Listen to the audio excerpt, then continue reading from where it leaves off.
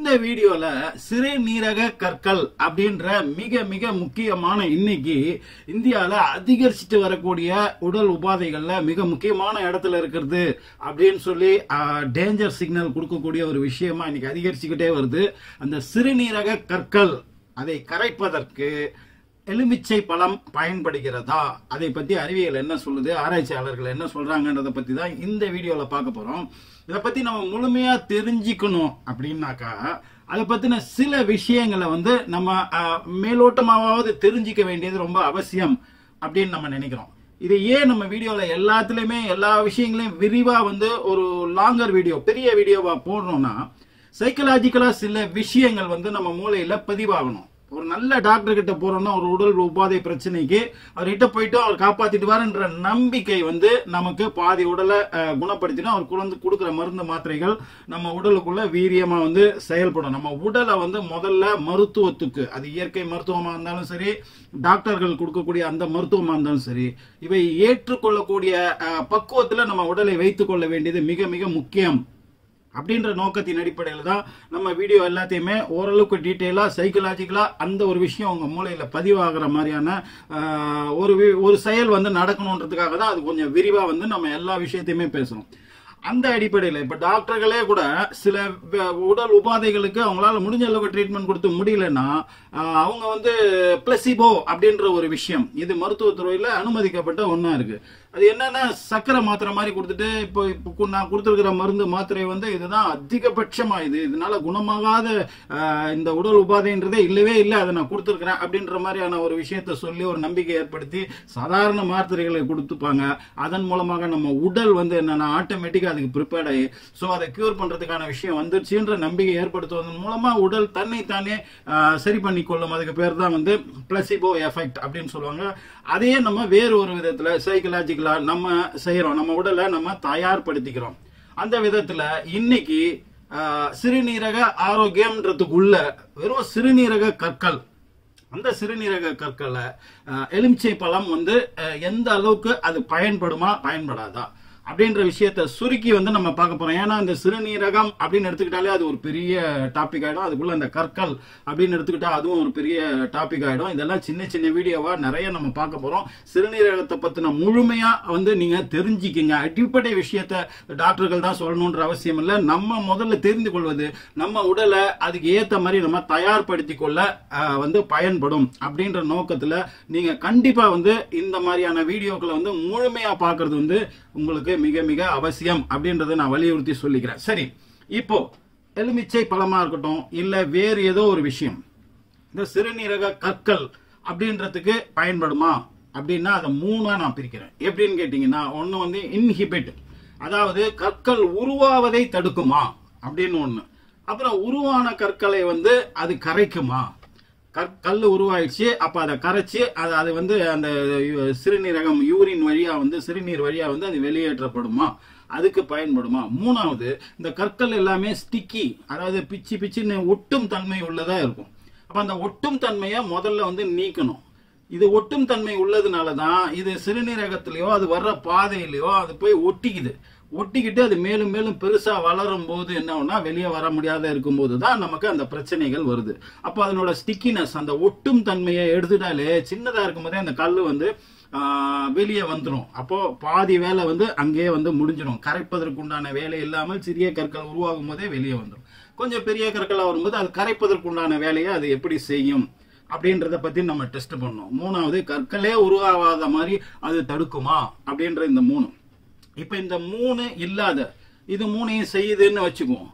அதை தாண்டி இதை செய்வதன் மூலமாக சைடு எஃபெக்டாலேயோ இல்ல வேறு விஷயங்களாலேயோ சிறுநீரகத்துக்கு பாதிப்பா இருக்குமா, இல்ல அது ஆரோக்கியத்துக்கு நல்லது செய்யுமா, அதோட செயல்பாடுகளை வீரியத்தன்மை ஆக்குமா, இல்ல அது வீரியத்தை குறைக்குமா, இது ரெண்டு விஷயங்க, ரெண்டு டாபிக். அதுக்குள்ள இந்த மாதிரி சப்டிவிஷன். இத பத்தி நம்ம அந்த எலுமிச்சை பழத்தையும் வச்சு நம்ம பேச போறோம் இந்த வீடியோல. மிக மிக முக்கியமான வீடியோ. இதை ஃபுல்லா நீங்க பார்க்க வேண்டியது மிக மிக அவசியம். சரி, இப்ப நம்ம வீடியோக்குள்ள போகலாம். முதலாவதாக இந்த கிட்னியுடைய செயல்பாடுகள் என்னென்ன, இந்த உடம்புக்கு அது என்னென்னலாம் பண்ணுது அப்படின்றத பத்தி நம்ம பேசிக்கா சில விஷயத்த தெரிஞ்சுக்கணும். முழுமையா தெரிஞ்சுக்கலாம் கூட பேசிக்கான்னும் போது நீங்க ஆல்ரெடி உங்களுக்கு தெரிஞ்சிருக்கும். கிட்னின்றது ஒரு ஃபில்டர் பண்ணக்கூடிய ஒரு உறுப்பு. எதை ஃபில்டர் பண்ணுது, ரத்தத்தை வந்து சுத்திகரிப்பு பண்ணி அதுல உள்ள வேஸ்டான பொருட்களை வெளியெடுத்து யூரின் வழியாக அது வெளியேற்றுவது, நல்ல இதை வந்து திருப்பி வந்து சர்க்குலேஷனுக்கு அது உடம்புக்குள்ள அனுப்புறது அப்படின்ற விஷயம் மட்டும் தெரியும். ஆனா அற்புதமான, ஆச்சரியமான, முக்கியமான பிற விஷயங்களையும் இந்த கிட்னி பண்ணுது. அதை பத்தி தெரிஞ்சாதான் அதுக்கெல்லாம் இது வந்து எந்த விதத்துல பலனளிக்க கூடியதா இருக்குதா இல்லையான்ற முடிவுக்கு வந்து நம்ம வர முடியும். ஃபர்ஸ்ட் வந்து ஃபில்ட்ரேஷன் அப்படின்ற ஒரு விஷயம், அதை தான் இப்போ நம்ம பேசணும். எதை ஃபில்டர் பண்ணுதுன்னா பிளட்டை ஃபில்டர் பண்ணுது. ரத்தத்தில் உள்ள விஷயங்களை அது இப்போ யூரியா எக்ஸ்ட்ராவா அதிகப்படியான நீர்ச்சத்து, உடம்புக்கு இவ்வளவுதான் நீர்ச்சத்து தேவை அப்படின்னு இருக்கும்போது அதுக்கு அதிகப்படியான நீர்ச்சத்தை அது வெளியேற்றும். அதில் தேவையில்லாத விஷயங்கள் என்னென்ன இருக்கோ அதெல்லாம் எடுக்கும். சப்போஸ் அது உடம்பால உறிஞ்சப்படாம முக்கியமான சத்துக்கள் வந்து வந்துருச்சுன்னா கூட அதை வந்து திரும்ப வந்து ரீசைக்கிள் பண்ணி திரும்ப அதை வந்து பிளட் காமிச்சு ரத்தத்தால உடலால உறிஞ்சப்படக்கூடிய அளவுக்கான விஷயம் நடக்கிறதுக்கு அது ரீசைக்கிள் பண்ணி திரும்பவும் அனுப்பக்கூடாது. அப்ப எதை ரீசைக்கிள் பண்ணி அனுப்பணும், எதை தேவையில்லாம வெளியே அனுப்பணும் அப்படின்ற முடிவுக்கு வந்து கிட்னி தான் அந்த முடிவை எடுக்கக்கூடியது. இப்ப இந்த முடிவுல தவறுகள் நடக்கும் போதுதான் வேறு வேறு பிரச்சனைகள் இங்க நமக்கு வருது. அதெல்லாம் எப்படி வருதுன்றதை பத்தி நம்ம போக போக பார்க்க போறோம். அப்போ ஃபில்ட்ரேஷன் அப்படின்றது ஃபர்ஸ்ட் வந்து அந்த வேஸ்ட் பொருட்கள் வந்து உடலில் தங்காமல் வெளியேற்றக்கூடிய வேலையை செய்கிறது. ரெண்டாவது வந்து ஃப்ளூயிட் எலக்ட்ரோலைட் பேலன்ஸ் அப்படின்னு சொல்றாங்க. என்னன்னா இந்த நீர்ச்சத்து உடம்புக்குள்ள எவ்வளவு நீர் இருக்கணும், அதை விட அதிகப்படியா இருக்கிற நீரை வெளியேற்றணும். அதுக்கப்புறம் உடலில் உள்ள சத்துக்களின் சமநிலை தன்மை. இப்போ பொட்டாசியம் உடலுக்கு தேவை, சோடியம் தேவை. ஆனா சோடியம் அதிகமாகவோ பொட்டாசியம் ஒரு குறிப்பிட்ட விகிதத்துக்கு அதிகமா இருந்தோ உடலுக்கு அது தீங்கு. இது ரெண்டும் ஒரு குறிப்பிட்ட விகிதத்துக்கு கீழே இருந்தாலும் உடலுக்கு தீங்கு. அப்ப இது ரெண்டும் சமநிலை, இது ரெண்டும் தான் ஒன்னு பேலன்ஸ் பண்ணும். இவ்வளவு பொட்டாசியம் இவ்வளவு சோடியம் இருந்து ஆகணும், இல்லைன்னா அது வந்து உடலுக்கு தீங்கை விளைவிக்கும். இதே மாதிரி நிறைய இந்த மாதிரி மினரல்ஸ் உயிர் சத்துக்களுக்கு இடையே ஒரு பேலன்ஸ் வந்து இருக்கு. அந்த பேலன்ஸ் சோடியம் பொட்டாசியம் மாதிரியே நிறைய கனிமங்களுக்கு இடையே வந்து அந்த பேலன்ஸை எப்படி மெயின்டைன் பண்ணுவது அப்படின்ற முடிவை எடுக்கக்கூடிய மிக மிக முக்கியமான விஷயம். அதை ரெகுலேட் பண்ணுவதும் சீரமைப்பதும் அந்த ரேஷியோவை மெயின்டைன் பண்ணக்கூடிய மிக முக்கியமான வேலையை வந்து இந்த கிட்னி வந்து பண்ணுது.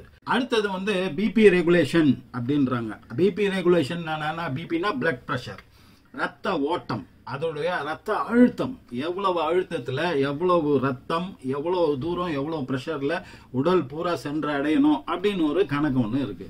அதை சீராக சீரமைப்பது கிட்னியோட முக்கியமான வேலையா இருக்கு. இதுக்கு எதெல்லாம் பயன்படுது, அது ரெனின் சொல்லி ஒரு ஹார்மோன் மாதிரி நிறைய விஷயத்தை அது உற்பத்தி பண்ணி அதன் மூலமாக இந்த ரத்த ஓட்டத்தை சீரமைக்கக்கூடிய வேலையை வந்து அது பண்ணுது. அப்போ இது சரியாக அந்த ஹார்மோனை சுரக்கலனாலோ சரிவர செயல்படலனாலோ ரத்த ஓட்டம் சீரா இருக்காது.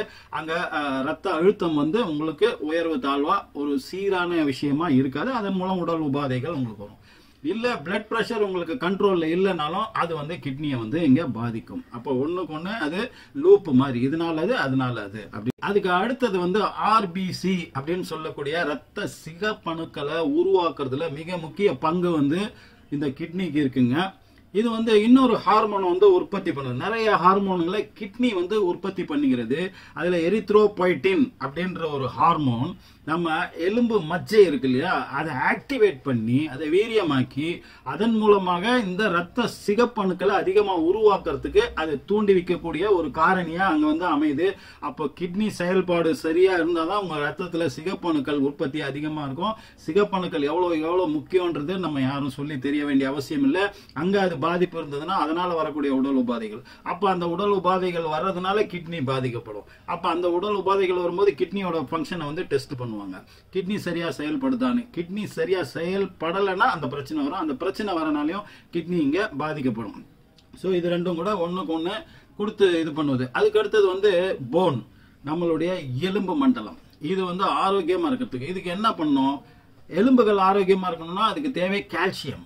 கால்சியம் நிறைய இருந்தாதான் எலும்புகள் வலு உள்ளதாக இருக்கும். கால்சியம் குறைபாடு இருக்கும்போது ஆஸ்டியோபோரோசிஸ் அப்படின்னு சொல்லிட்டு எலும்புகளுக்கு உள்ள வந்து மேல பார்க்க வலுவா இருக்கும், உள்ள பார்த்தா ஓட்டையா தேன் கூடு மாதிரி ஓட்டையா இருக்கும். ஈஸியா ஒரு சின்னதா ஒரு ஆக்சிடென்ட்டோ சின்னதா ஒரு விஷயம் யாராவது இடிச்சுக்கிட்டா கூட அது வந்து எலும்புகள் முறிவதற்கான ரொம்ப போலி தன்மையோட உள்ளதா ரொம்ப வீக்கான எலும்புகள் உள்ளதாக வந்து நமக்கு அமைந்து போகும். அப்போ ஹெல்த்தியான போன்ஸ், நல்ல ஆரோக்கியமான வலுவான எலும்புகள் அப்படின்ற ஒரு விஷயம். இந்த கால்சியம் நம்ம சாப்பிட்ற நிறைய பொருட்கள்ல கால்சியம் இருக்குது. இந்த கால்சியம் உடலால பல்வேறு விதமான காரணங்களால உறிஞ்சப்படாமல் போகும்போது தான் பிரச்சனை. இதை பத்தி தான் நம்ம பின்னாடி பேச போறோம். இந்த கற்கள் உருவாகிறதுக்கும் மிக மிக முக்கியமான காரணமா இந்த கால்சியம், உடலால் உறிஞ்சப்படாத கால்சியம் அப்படின்றது வந்து உடம்புக்குள்ள சுத்தும் போது தான் அங்க பிரச்சனை வருது. நம்ம சாப்பிட்ற கால்சியம் வந்து உடலால சரியான விதத்துல உறிஞ்சப்பட்டு சரியான விதத்துல வந்து குடோன் மாதிரி அதுங்க கொண்டு போய் சேர்த்து வைக்க வேண்டிய இடத்துல சேர்த்து வைக்கப்பட்டு தேவையான நேரத்தில் எடுத்து பயன்படுத்தப்படவில்லை என்றால் கால்சிபிகேஷன் மாதிரி நம்ம முன்கூட்டியே வந்து ஒரு வீடியோல தெளிவா வந்து இதை பத்தி நம்ம போட்டிருக்கோம். அதை போய் நீங்க பாருங்க. அந்த கால்சிபிகேஷன் அப்படின்ற காரணத்தாலையும் இந்த கால்சியம் வந்து கெட்டித்தன்மை உள்ளதா மாறி எங்க தங்கணுமோ அங்க தங்காம வேறு வேறு இடங்கள்ல தங்கும் போது ஆர்த்ரைட்டிஸ், அப்புறம் எலும்புக்கு இது நம்ம ரத்த குழாய்கள்ல போய் படியும் போது ரத்த நாள அடைப்பு, இந்த மாதிரி பல்வேறு விதமான உடல் உபாதைகளை அது கொடுக்கும். அப்ப இது எதனால வந்து உறிஞ்சப்படல? அப்ப இது கரெக்டா உறிஞ்சப்படணும்னா என்ன வேணும்? Vitamin D. அப்ப இந்த வைட்டமின் டி அதனோட ஆக்டிவ் ஃபார்ம்ல அதை வந்து நல்லா வீரியத்தன்மை உள்ளதா வந்து செயல்பட வைக்கும் போதுதான் உடலால வைட்டமின் இந்த விஷயம் வந்து கால்சியம் வந்து சரிவர உறிஞ்சப்படும்.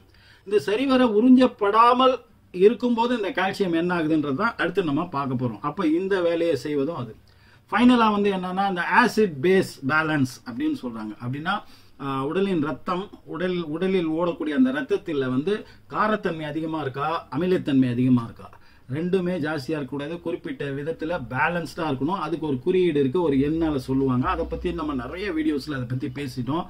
அப்ப அதுல மெயின்டைன் பண்ண வைக்கக்கூடிய வேலையை செய்வது யார் அப்படின்னு கேட்டீங்கன்னா இந்த கிட்னி அப்படின்னு சொல்லக்கூடிய இந்த சிறுநீரகம் தான் இந்த ஆசிட் பேஸ் பேலன்ஸ் அப்படின்னு சொல்றாங்க. அதன் மூலமாக வைத்துக் கொள்வதனால பல்வேறு விதமான உடல் உபாதைகள். அப்போ ஒரு உடல் இயங்குவதற்கு உண்டான மிக மிக முக்கியமான வேலை 6 வேலை சொல்லியிருக்கோம். இன்னும் நிறைய இருக்கு. அதை பத்திலாம் இப்ப தேவையில்லை. இப்ப நம்ம இந்த கற்களுக்கும் இந்த விஷயத்துக்கும் சம்பந்தம் உள்ள வேலைகளை மட்டும் நம்ம எடுத்து பேசியிருக்கோம். சரி, இப்ப இதுல சொல்ற விஷயத்துக்கும் இப்ப கற்கள் அது இந்த எலுமிச்சம்பழம் இதை எப்படி நம்ம கனெக்ட் பண்ண போறோம்? சிறுநீரக கற்கள் அப்படின்னு வரும்போது அதுல பல வகைகள் இருக்குங்க. பொதுவாகவே 70 to 80% பேருக்கு வரக்கூடிய கற்கள் வந்து கால்சியம் ஆக்சலேட் கற்கள் அப்படின்னு வந்து சொல்றாங்க. சோ அதை பத்தி தான் நம்ம மெயினா வந்து பேச போறோம். அதுக்கு அடுத்தது வந்து கால்சியம் பாஸ்பேட் கற்கள் அப்படின்றது. அதுக்கு அடுத்தது வந்து யூரிக் ஆசிட், யூரிக் அமிலத்தின் மூலமாக வரக்கூடிய கற்கள் அப்படின்றது. இது போக மிக குறைந்த ஆட்களுக்கு வரக்கூடிய வேறு சில வகையான கற்கள். அது அவ்வளவு பேருக்கு வராது, ரொம்ப ரேர் கேஸ், அதனால அதை விட்டுடலாம். சரி, இப்ப நம்ம முதல்ல பார்க்கக்கூடியது இந்த 3 வகையான கற்களுக்கும் நம்ம சொன்ன மாதிரி உருவாவதை தவிர்ப்பது, உருவானதை கரைப்பது, அதுக்கப்புறம் அதனோட ஒட்டும் தன்மையை நீக்குவது, இது 3ஐயும் வந்து நம்மளுடைய எலுமிச்சை பழம் வந்து செய்தா அப்படின்றத பத்தி ஃபர்ஸ்ட் வந்து நம்ம பார்க்கணும். சரி, இப்ப கால்சியம் ஆக்சலேட், கால்சியம் பாஸ்பேட் இதுல எல்லாம் பேர்லயே இருக்கிற மாதிரி கால்சியம் ஆக்சலேட் அப்படின்றது, கால்சியம் அப்படின்றது மிக முக்கியமானது அப்படின்றது தெரியுது இல்லையா? அடுத்தது வந்து ஆக்சலேட். சரி, இந்த ஆக்சலேட் அப்படின்றது என்ன அப்படின்னு கேட்டீங்கன்னா இது எங்கேருந்து வருதுன்னா நம்ம சாப்பிடக்கூடிய உணவின் மூலமாகவும் வருகிறது.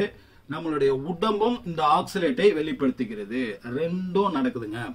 சரி, இப்ப ஆக்சலேட் இல்லாத உணவுப் பொருட்களை சாப்பிட்டுட்டா இந்த பிரச்சனை சரியாயிடும் இல்லையா? கால்சியம் இல்லாத உணவுகளை சாப்பிட்டுட்டா இந்த பிரச்சனை சரியாயிடும் இல்லையா அப்படின்னு கேட்டீங்கன்னா அதுதான் இல்லை. நம்ம சாப்பிடக்கூடிய ஆரோக்கிய உணவுகள் அப்படின்றது பார்க்கும்போது 50% மேல மிக மிக முக்கியமான ஆரோக்கிய உணவுகளுக்குள்ள பாத்தீங்கன்னா இந்த ஆக்சலேட் அப்படின்றது மிக்ஸ் ஆகிருக்கு. அப்ப நீங்க ஆக்சலேட்டை லிமிட் பண்ணணும், இல்ல வந்து அதை சாப்பிடுவதை தவிர்க்கணும் அப்படின்னா உடம்புக்கு மற்ற சத்துக்கள் உங்களுக்கு கிடைக்காமல் போயிடும். அதனாலதான் இயற்கையே இந்த ஆக்சலேட் உள்ள உணவுகள்லயே அந்த ஆக்சலேட்டை ஜீரண மண்டலத்திலேயே அது கூட சேர்ந்து அதை வந்து கிட்னிக்கு போக விடாத நீர்த்து போகக்கூடிய தன்மை உள்ள மக்னீசியம் போன்ற விஷயங்களையும் சேர்த்தே தான் படைச்சிருக்கு. அதனால இது ஒரு இயற்கையான ஒரு விஷயமா உடலே வந்து பண்ணிடும். அதையும் மீறி சில விஷயங்கள் செயல்படாத போகும்போது மால் ஃபங்க்ஷன் வாங்க தவறுதலா வேலை செய்யும் போதுதான் இந்த மாதிரியான கற்கள் உருவாகக்கூடிய விஷயமா வருது. நம்ம அதை வந்து இப்ப கொஞ்ச நேரத்தில் அது என்னன்றதை பார்ப்போம். சரி, அப்ப உணவுகள் மூலமா இதை கண்ட்ரோல் பண்ண முடியுமானா அவ்வளவு தூரம் பண்ண முடியாது. ஆனால் இந்த ஆக்சலேட்டை குறைப்பது எப்படி? இல்ல ஆக்சலேட் உணவுகளை சாப்பிடும்போது கூட சேர்ந்து எதை சாப்பிட்டா அதை வந்து பேலன்ஸ் பண்ண முடியும். அப்படிப்பட்ட விஷயங்களை செய்வதன் மூலமா நம்ம ஆக்சலேட் சாப்பிடுறத முடிஞ்ச வரைக்கும் நம்ம தவிர்ப்பது ட்ரை பண்ணலாம். அப்படி இல்லைன்னும் போது நமக்கு அதன் மூலமா உண்டான சத்துக்கள் தேவை அப்படின்னும் போது அதை சாப்பிடும்போது அதுக்கு பேலன்ஸ்டா வேற என்ன பண்ணணும் அப்படின்ற விஷயம். இந்த விதத்துல எலுமிச்சம்பழம் எந்த மாதிரியான பார்ட்டை வந்து இங்க பிளே பண்ணுது அப்படின்றதையும் நம்ம பார்க்கறது ரொம்ப ரொம்ப முக்கியமானது. சரி, இப்ப ஃபர்ஸ்ட் திங் நம்ம சாப்பிடுறோம் ஒரு உணவு. அந்த உணவு ஜீரண மண்டலத்துக்குள்ள போகுது. இந்த ஜீரண மண்டலத்துல போய் அது ஜீரணமாகும் போது அதுல உள்ள சத்துக்கள் உடலால உறிஞ்சப்பட வேண்டும். அப்படி உறிஞ்சப்படக்கூடிய விஷயங்கள்ல ஒண்ணு வந்து இந்த கால்சியம் அப்படின்றது. இப்ப இந்த கால்சியம் சரிவர உறிஞ்சப்படவில்லை. அதுக்கு காரணம் வைட்டமின் டி சரிவர ஆக்டிவேட்டா இல்ல வேறு பல காரணங்கள், இல்ல வயிற்றுல வந்து உங்களுக்கு ஜீரண மண்டலத்திலே பிரச்சனை இருக்கு, இல்ல உங்களுக்கு வேறு வேறுமான உடல் உபாதைகள் அது ஜீரண மண்டலத்தை சரிவர வேலை செய்ய விடாம பண்ணும் பொழுது என்ன ஆகும்னா, இந்த மாதிரியான நேரங்கள்ல இந்த கால்சியம் வந்து சரிவர உறிஞ்சப்படாமல் அது வந்து வெளியிடப்படும். அப்படிப்பட்ட அந்த கால்சியமும் அதே சமயத்துல கொழுப்பு ஃபேட் அப்படின்னு சொல்றாங்கல்ல, அதுவும் வந்து சரிவர உறிஞ்சப்படாமல் இல்ல ஒரு இடத்துல போய் பாதுகாப்பா வேறு விஷயமா அதை மாத்தி ஸ்டோர் பண்ணி வைக்கப்படாமல் இருக்கும்போது இது ரெண்டும் வந்து உடலுக்குள்ள சுத்திக்கிட்டு இருக்கும்.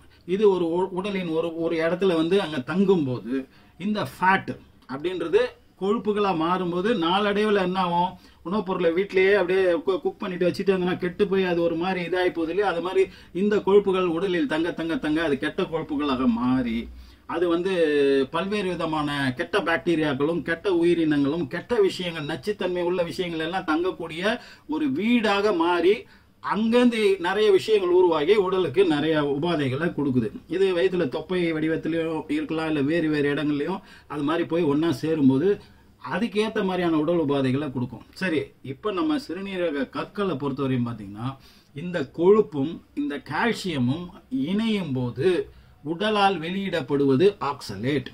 இது உடல் எப்படி அதை வெளியிடுது அப்படின்றதுக்கான நம்ம சாப்பிட்ற உணவுப் பொருட்களின் மூலமாக கூட இந்த ஆக்சலேட் நம்ம உடலுக்குள்ள வருது. அப்போ இது ஜீரண மண்டலத்திலேயே இந்த கால்சியம் இந்த ஆக்சலேட் இது ரெண்டும் இணைஞ்சிருச்சுன்னா இது ரத்தத்தில் கலக்கப்பட்டு சிறுநீரகத்துக்கு வருவது தவிர்க்கப்படும். அப்ப ஜீரண மண்டலத்திலேயே இது ரெண்டும் இணைவதனால ஒன்றும் தப்பு கிடையாது.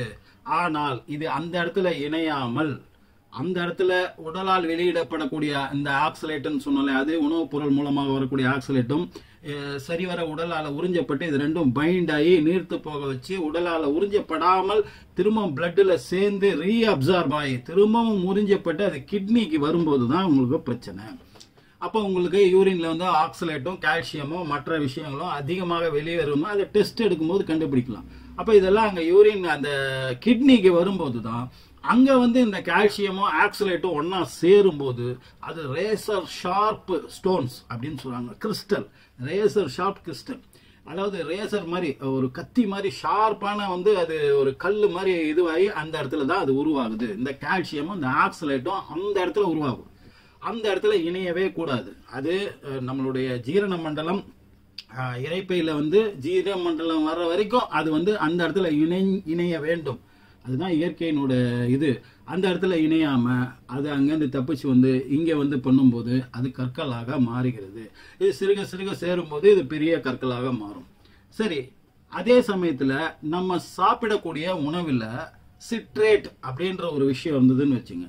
இந்த சிட்ரேட் என்ன பண்ணுன்னு கேட்டீங்கன்னா உணவின் ஜீரண மண்டலத்திலையும் அது இது ரெண்டையும் இணைய விடாம உடலால் அப்சார்ப் பண்ற மாதிரி அது விஷயத்த பண்ணும்.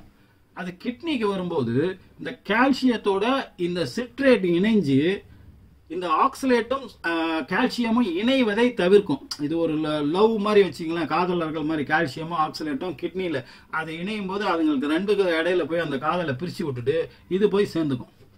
இந்த கால்சியத்து கூடயும் சேரும், ஆக்சலேட் கூடயும் கொஞ்சம் ஆக்சலேட்டை விட கால்சியத்து கூட தான் அது மெயினா இணைஞ்சு இந்த கால்சியம் ஆக்சலேட்டு கூட இணைவதை தவிர்க்கும் பொழுது அது என்னவோ ஆக்சலேட் வந்து ஆட்டோமேட்டிக்கா கற்களா உருவாகாம அது வந்து சிறுநீர் வழியா வெளியேறுவதற்கான வாய்ப்புகளை அது அதிகப்படுத்தும். அப்ப இந்த சிட்ரேட் அப்படின்றது நீங்க யூரின்ல ரத்தத்துல உங்க சாப்பிடுற உணவுல அதிகப்படுத்துவதன் மூலம் சிட்ரேட்டின் அளவை அதிகப்படுத்துவதன் மூலம் நீங்க என்ன பண்ணலாம் அப்படின்னு கேட்டீங்கன்னா இந்த கால்சியம் ஆக்சலேட் இணைவதை நீங்க எங்க சிறுநீரகத்துல இணைவதை நீங்கள் தவிர்க்கலாம். அப்போ இந்த சிட்ரேட் அப்படின்றது எதுல இருக்குன்னா சிட்ரஸ் ஃப்ரூட்ஸ்ல இருக்கு. சிட்ரஸ் ஃப்ரூட்ஸ்ல நம்பர் 1 எதுன்னு கேட்டீங்கன்னா எலுமிச்சை பழம். அப்ப எலுமிச்சையில உள்ள அந்த சிட்ரேட் அப்படின்றது இப்போ ஒரு நாளைக்கு நீங்க சிட்ரேட் எலுமிச்சை பழம் மூலமா சிட்ரேட் உணவை வந்து சிட்ரேட்டின் அளவை வந்து நீங்க அதிகப்படுத்தும் போது என்னன்னா இந்த கற்கள் உருவாவதற்குண்டான ஆபத்தை குறைக்கிறது. அது கல் உருவானா கூட அதுக்குள்ள வந்து அது பைண்ட் ஆகி இதை வந்து கரைச்சிரும். அதுக்கப்புறம் வந்து அது நம்ம உள்ள ஸ்டிக்கி தன்மை, அந்த ஒட்டும் தன்மையை வந்து குறைக்கக்கூடிய இந்த 3 வேலையுமே வந்து இந்த சிட்ரேட் வந்து பார்க்கறதுனால சிட்ரேட் அதிகம் உள்ள உணவுகளை வந்து நம்ம சாப்பிட்றது அதுக்கு பெஸ்ட் ஈஸி மெத்தட் வந்து லெமன், எலுமிச்சை தான். அடுத்தது வந்து இந்த சிட்ரேட் என்ன பண்ணுதுன்னு கேட்டீங்கன்னா நம்ம உடலை வந்து அமிலத்தன்மையிலிருந்து காரத்தன்மைக்கு மாற்றுது. காரத்தன்மையை அதிகப்படுத்துவதன் மூலமாக இந்த அமிலத்தன்மை உள்ள உடலை வந்து அது கொஞ்சம் கொஞ்சமா சரி பண்ணி கொண்டு வரும். இப்ப நிறைய விஷயங்கள் மல் அப்சார்ப்ஷன், வயிற்றுக்குள்ள சரிவர அந்த அப்சார்ப்ஷன் ஆஃப் கால்சியம் இதெல்லாம் சரிவர நடக்காமல் போவதற்கான காரணம் அமிலத்தன்மை அங்க அதிகமாக இருப்பதும் ஒரு காரணமா இருக்கலாம். அந்த சமநிலைத்தன்மை இருந்தா அந்த ஜீரண மண்டலம் சரியா வேலை செய்யும். அப்ப அதை சரி பண்ணுவதற்கும் இந்த சிட்ரேட்ஸ் வந்து பயன்படுகிறது. அப்புறம் நம்ம சொன்னோம் இல்லையா அந்த 6 ஃபங்க்ஷன், இந்த 6 ஃபங்க்ஷனும் சரியா செயல்படுவதற்கு இந்த சிட்ரேட் வந்து மிக மிக பலனளிக்கக்கூடியதா இருக்கிறதுனால இந்த சிறுநீரக கற்களுக்கு மட்டும் இல்ல சிறுநீரக ஆரோக்கியத்துக்கும் வந்து இந்த லெமன்ன்றது. இதை பத்தி டீடைல்டு வீடியோ நம்ம அடுத்தடுத்த இதுல வந்து நம்ம போடுவோம். சரி, இந்த லெமனை வந்து எப்படி சாப்பிடணும் அப்படின்னு கேட்டீங்கன்னா lemon juice without sugar and salt, உப்பு சர்க்கரை இல்லாம 2 ஸ்பூன் எலுமிச்சை சாறுல ஒரு ஒரு ஒரு கிளாஸ், பெரிய கிளாஸ் ஃபுல்லா தண்ணி பிடிச்சிட்டு நீங்க ஸ்ட்ரா மூலமா குடிக்கலாம். ஏன்னா அப்படியே குடிச்சீங்கன்னா அதுல உள்ள அமிலம் வந்து நம்மளுடைய ஈறுகளை நாளடைவில் வந்து கரைக்கக்கூடிய தன்மை உள்ளது. அதுல ரொம்ப கேர்ஃபுல்லா இருக்கணும். ஸ்ட்ரா போட்டு குடிக்கலாம், அப்படி இல்லை சும்மா குடிச்சா கூட அப்புறம் வாயை கொப்பளிச்சு துப்பிடணும். இது வந்து மிக மிக முக்கியமானது. இது வந்து எலுமிச்சை சாறு. சரி, இல்லைனாக்கா நீங்க என்ன பண்ணலாம்னு கேட்டீங்கன்னா லெமனை சிறு சிறு துண்டுகளா வெட்டி நைட்டே ஊற வச்சுட்டு காலையில் அதெல்லாம் எடுத்து போட்டுட்டு அந்த சாரை வந்து நீங்கள் காலை சிற்றுண்டி சாப்பிட்டு முடித்ததுக்கு அப்புறம் அதை வந்து நீங்கள் குடித்துடலாம். இல்லைன்னா லெமனை ஃபுல்லாக புழிஞ்சிட்டு ஒரு பெரிய ஜார் ஃபுல்லாக இல்லை ஒரு வாட்டர் பாட்டில் ஃபுல்லாக நீங்கள் வந்து நீரை பிடிச்சி வச்சுக்கிட்டு அந்த லெமன் ஜூஸ் அதை வச்சுக்கிட்டு அதை நாள் ஃபுல்லாக நீங்கள் கொஞ்சம் கொஞ்சம் கொஞ்சம் கொஞ்சமாக நீங்கள் வந்து குடிக்கலாம். இல்லைனாக்கா நீங்கள் ஆப்பிள் சைடர் வினிகர் அப்படின்னு இருக்கு இல்லையா, அதனோட original apple cider vinegar 2 spoon, அது கூட வந்து 2 ஸ்பூன் லெமன், இது ரெண்டையும் சேர்த்து 2 கிளாஸ் ஆஃப் பெரிய கிளாஸ் வாட்டர் சேர்த்து அதை சேர்த்து வச்சுக்கிட்டு நீங்கள் குடிக்கலாம். இல்லை அது ஒரு பெரிய கிளாஸ் ஆஃப் வாட்டரில் நீங்கள் சேர்த்து நீங்கள் அதை வந்து ஒரே தரமாக கூட குடிச்சிக்கலாம். இல்லை நாள் ஃபுல்லாக கூட சிறுக சிறுக குடிக்கலாம். இப்போ ஆப்பிள் சைடர் வினிகரோட சேரும்போது என்ன பெனிஃபிட்டு, ஏன் அதை பண்ணுறோம் அப்படின்றது ஆப்பிள் சைடர் வினிகர் பற்றி நம்ம வந்து ஒரு வீடியோ போட்டிருக்கோம், அதுலேயும் பேசியிருக்கோம். அடுத்து வரக்கூடிய இந்த கிட்னி நலம் பற்றி, சிறுநீரக நலம், அதனோட டீட்டெயில்டு வீடியோலையும் நம்ம தெளிவாக பேசியிருக்கோம். இப்போதைக்கு இந்த வழிமுறைகள் மூலமாக வந்து நீங்கள் பண்ணலாம். அப்போ இதெல்லாம் யாரு குடிக்கக்கூடாது அப்படின்னா, லெமன் வந்து நிறைய பேருக்கு பிடிக்காமல் போகும், அலர்ஜி இருக்கும், சீக்கிரம் வந்து இப்போ பின் மண்டையில் ஒரு வலி வரும், நீர் கோர்த்துக்கும், கோல்டு அந்த மாதிரியான விஷயம் பிடிக்கும். நிறைய மார்சளி, நெஞ்சு சளி, அந்த மாதிரி நாள்பட்ட மார்சளி இருக்கிறவங்க, ஜுரத்தில் இருக்கிறவங்க, இந்த மாதிரியான இது இருக்கிறப்ப ஜிஆர்டி அப்படின்னு ஒரு விஷயம் சொல்றாங்களே, அந்த நோயால் பாதிக்கப்பட்டவங்க, இவங்க எல்லாருமே வந்து இதை சாப்பிடக்கூடாது. மற்றவங்க எல்லாருமே வந்து இதை சாப்பிட்டுட்டு வருவதன் மூலம் அந்த சிட்ரேட்டினோட அளவை வந்து நம்ம அதிகப்படுத்தணும். அதிகப்படுத்துவதன் மூலமாக இது என்ன ஆகும்னா அந்த எக்ஸ்ட்ரா கால்சியம் வந்து இதோட பைண்ட் ஆகி அது தீங்கு விளைவிக்கக்கூடிய தன்மையிலிருந்து மாற்றப்படுகிறது.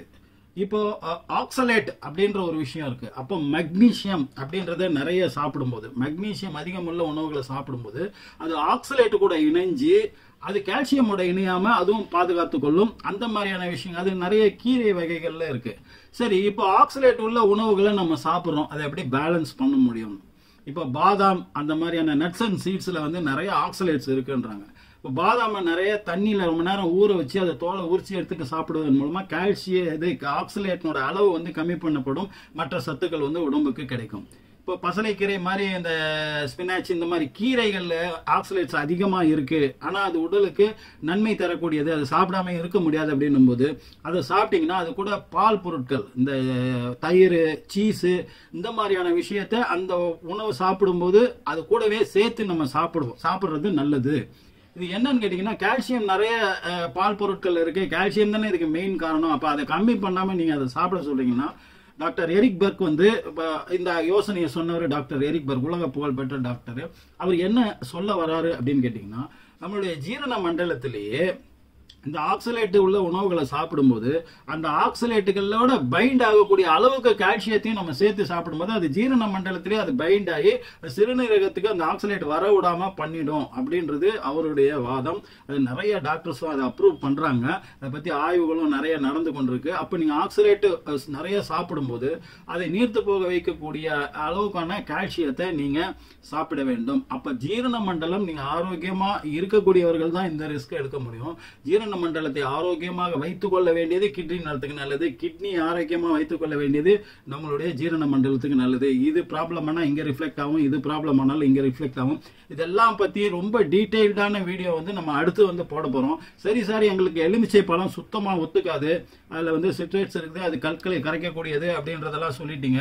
இப்ப நாங்க என்ன பண்றது அப்படின்னு கேட்டீங்கன்னா, அதுக்கு அடுத்த பெஸ்ட் சாய்ஸ் மாதுளை பழம். மாதுளை பழத்தை நீங்க சாப்பிடுவதன் மூலமாக அதுலயும் சிட்ரேட் அப்படின்றது இது இந்த அளவுக்கு இல்லைன்னா கூட கொஞ்சம் கம்மியா இருந்தா கூட சிட்ரேட் இருக்கு. அது இல்லாம நிறைய ஆன்டி ஆக்சிடென்ட்ஸ் இருக்கு. வேறு விதமான நன்மை செய்யக்கூடிய கிட்னிக்கு நன்மை செய்யக்கூடிய விஷயங்கள் அதுல இருக்கு. இதுல நம்ம அந்த சொன்ன 6 விஷயத்துக்கான சப்போர்ட் பண்ணக்கூடிய விஷயம் இருக்குன்னா, மாதுளை பழத்துல மெக்னீசியம் போன்ற விஷயங்கள் அதிகமா இருக்கிறதுனால நம்ம சொன்ன அந்த விஷயம் ஆக்சலேட்டுகளோட இணைஞ்சு அதை செயல்பட விடாம பண்ணக்கூடிய விஷயங்களும், சிட்ரேட் இருப்பதனால அது கால்சியத்தோட இணைஞ்சி பண்ணக்கூடிய விஷயங்களுமாக வேறு விதமான நன்மைகள். அப்போ லெமன் இல்லைன்னா மாதுளை பழம் அடுத்த சாய்ஸ். உங்களுக்கு அடுத்த வீடியோல டீடைல்டா மறந்துடாதீங்க, முழுக்க பாருங்க அந்த வீடியோவையும். கிட்னியோட ஆரோக்கியத்தை பத்தி ரொம்ப விரிவா பேச போறோம். அதுவரை உங்களிடமிருந்து விடைபெறுவது உங்கள் AJH. நன்றி.